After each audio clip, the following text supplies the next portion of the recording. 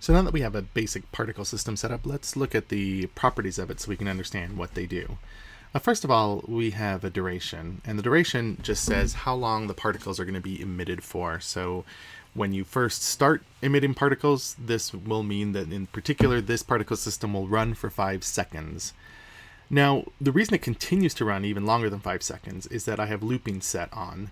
And if you turn this off, what you'll see is that the particle system will stop because more than 5 seconds have elapsed. So if I hit play, we'll see that it'll emit for 5 seconds, and then once the 5 seconds have passed, it's going to stop emitting particles. So it's good for like temporary effects, things that you want to, shoot out for a little while and then, stop producing. But if you wanted to continually produce particles, you generally turn on looping, and the duration is going to represent a complete cycle, so a complete cycle of the system, and then it'll restart after 5 seconds, from whatever state it's in. It'll start launching new particles. So looping we've talked about. Pre-warm is only useful if you are looping. So if I turn looping back on, I'll be able to select pre-warm. And this just means that it's going to pretend like the particles have already been launching for an entire cycle. So that's been running for 5 seconds. So whenever you start it, it will just appear as if that many particles have already been emitted from your particle system. The start delay is pretty obvious.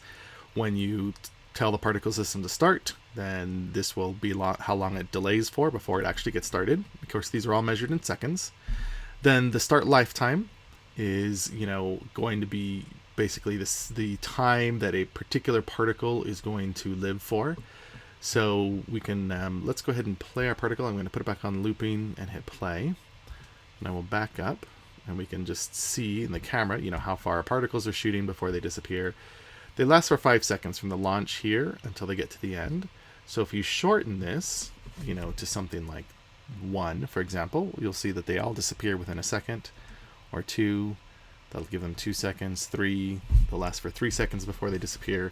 So basically, it's how long your particles last for. The speed determines how fast they're moving. So right now, they're moving at 5 units per second. And so normally we think of units in Unity as being a meter. So if this is 1, then they're going to move very slowly. And so if you look closely, you'll see, we have a more dense set of particles because they're not moving very fast. And then, that's going to change how things look. So if I look over here, in the game screen, it's going to look sort of like that. You could make it even smaller. And so now we have just sort of this blob of kind of smoky looking material here. So you end up with really small, really tiny values here that will change the way it looks. Bigger ones will cause it to launch faster. So 20 makes it look like it's really shooting fast and away from here. So those are the basic settings for your particles. Then there's a 3D start size. And so if your particles are 3 dimensions, most of the systems that you build will be in 2 dimensions. But you can change information about it by selecting this, and then this will give it a start size in all 3 dimensions on how big it should be in the X, Y, and Z axis. Same thing with 3D rotation. If you turn that on, you can have different rotation in 3D. And then in 2D, we can have just a start rotation. And so this start rotation will determine its orientation. Now, it's going to be rotated around the Z axis. So rotated somewhere around that Z-axis, and right now our particles are simple circles, so we can't really tell if they're rotated. We'll come back to that when we look at some examples where they're, a particular shape, and it'll be obvious that they're rotated. And the same goes for the flip rotation. So the flip rotation will have some of the particles flipped, and so maybe they're facing in a different direction. Start color we can see pretty obviously, so if we click on that, we can select the initial color. So let's say we want to make it a little more red, maybe a little more orange, because we're trying to make some kind of like fiery looking thing. Then we can set that, and then the gravity modifier, this is 0, but if you wanted gravity to turn on for these, so if we back up here, let's actually go to our scene, we back up here, we can see our particles, and we can turn our gravity modifier onto 1. And then what you'll see is that they'll launch at a given speed, so speed of 20, and then gravity, which is pointing because of the physics settings in the negative y direction, will cause them to start falling down. So this gives you a more cascading kind of effect We'd probably want something, more of a blue color in this case, because maybe we have, water or something to that effect. So let's turn that on, make it a little bit more blue. And if we come to our game, well, they're going really fast, so we would put this down to like 3 or maybe 5. But still kind of have, so let's lower the gravity modifier to like 0.5, and so you can see the sort of cascading. You can imagine this being over a stream or something like that. Even though we're in 2 dimensions, you still get that feeling that they're sort of in 3 dimensions, kind of shooting up and then falling over something. So the gravity, that's what gravity does basically. The simulation space is interesting because the simulation space determines if your particles are going to be simulated when what their positions are going to be based only on their local space, so wherever I move the object to, or if they're going to be changing based on the position or the movement in world space. So if I click on this, I can say world space, and then that's going to basically affect it. If the particle system were actually moving, we'd see that the particles were dropped off. So we'll have to set something up so you can see how that works. But as it is right now, I might be able to do it in the scene. So let's just take a quick look. We'll take this particle system, we'll move it around. So this is what local space would do. Wherever your object moved, your particles would stick with it. It'll keep its orientation. But if we put world, then they're going to live in world space once they're dropped. And so my particles are now going to follow my object, but they're going to leave wherever they were. They'll just continue falling. So that's the difference between world and local space. Okay, and then you can set up some kind of combination there with the custom setting. The simulation speed just affects how fast it's simulating. Right now it's just 1, so you wouldn't change this unless you're trying to test things or you wanted one particle system for some reason to be slower than another or faster than another, for example. And then that would let you change it. But it's useful for you looking at, if you come down here to the little particle system window, maybe you want your playback speed to be 0.25 because you're trying to really see what happens with the particles, or you're looking at some effect that's going to happen when the particle reaches the end of its lifetime. And then that would let you set that value there. Next we have the delta time, and the delta time is going to be either scaled or unscaled. And what this means is that when you change your simulation speed, if you change it to 0.25, then the delta time is going to be affected also, which is generally what you want, but you could put it unscaled, and then it's going to be whatever the current delta time is from your frame rendering. So that would be mainly useful for just checking or having some effect that's moving faster than the delta time for some reason. You could change it like that. So a few other settings. So scaling mode. If you look at the scaling mode, we have the shape, the local, and a hierarchy.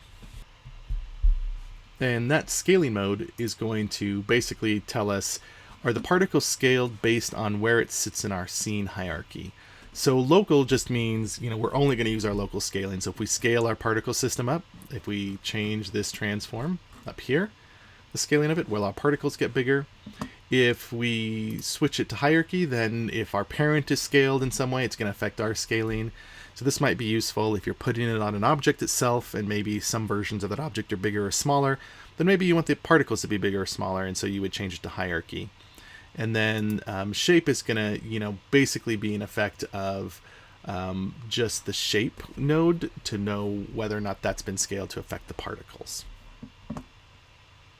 For play on awake, this is just a setting to say when this object first awakes up, is it going to start shooting the particles? So you may or may not want that to happen, depending on what you're setting for it. For the emitter velocity, this is going to allow us to decide what the velocity is going to be based on. So is it based on a rigid body? Well, if you're using gravity, then it should be, and if otherwise, you can use transform, and then that will set what the velocity is based on. If you need to do any kind of physics simulation or not. The max number of particles determines how many particles can be in the system at any one time.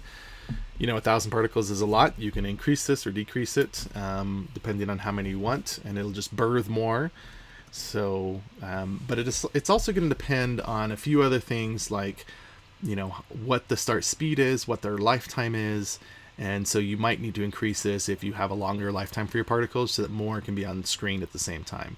But this is just going to depend on what your effect is. You may need 1,000 particles, you may need 200 particles, or you may need 10,000, depending on what you're trying to simulate. The auto-random seed is going to determine various settings about the random value that's going to be used for some of these things, because some of these things are picked randomly. And then we have the culling mode and stop action and ring buffer mode. These are things that you can mostly ignore unless you have some specific need for doing that.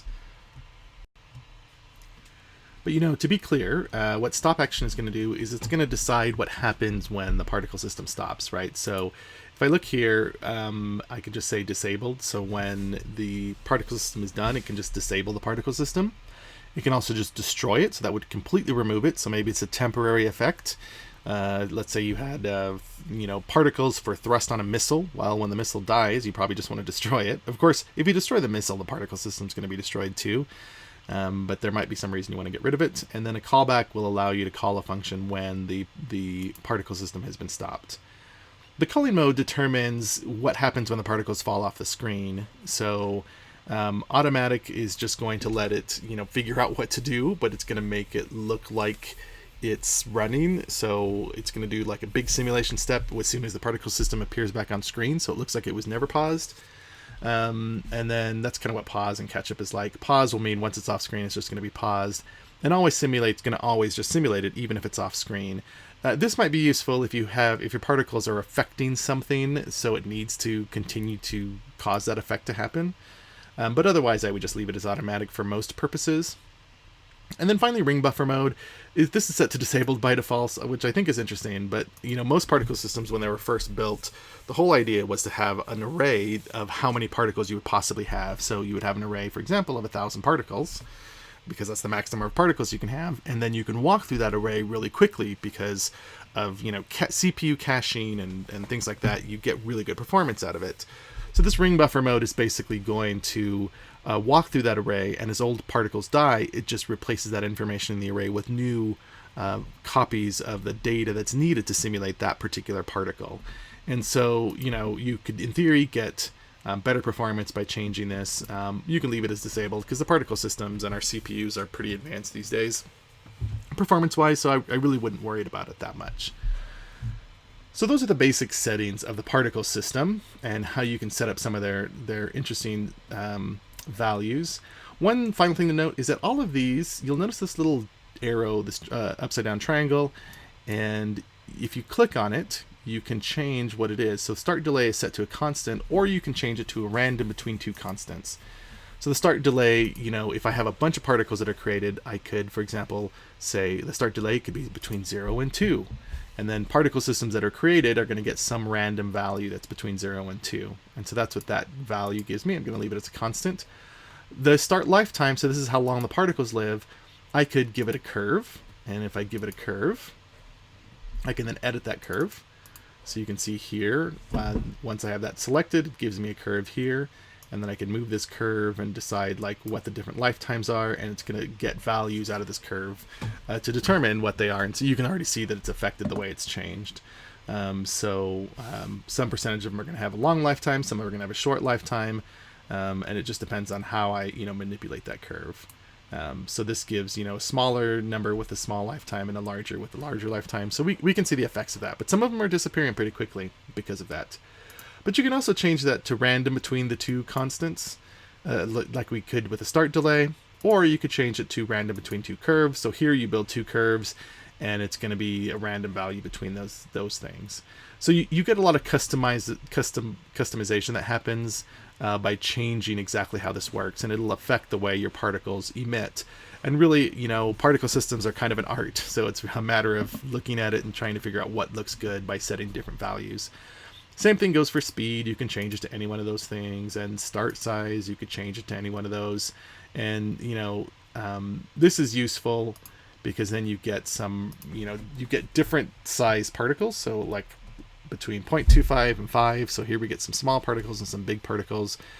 For example, if you were simulating snow or rain, well, some of those particles, some of the snowflakes are going to be close to you, so you probably want some of those bigger, but some of them you want small so they look like they're far away.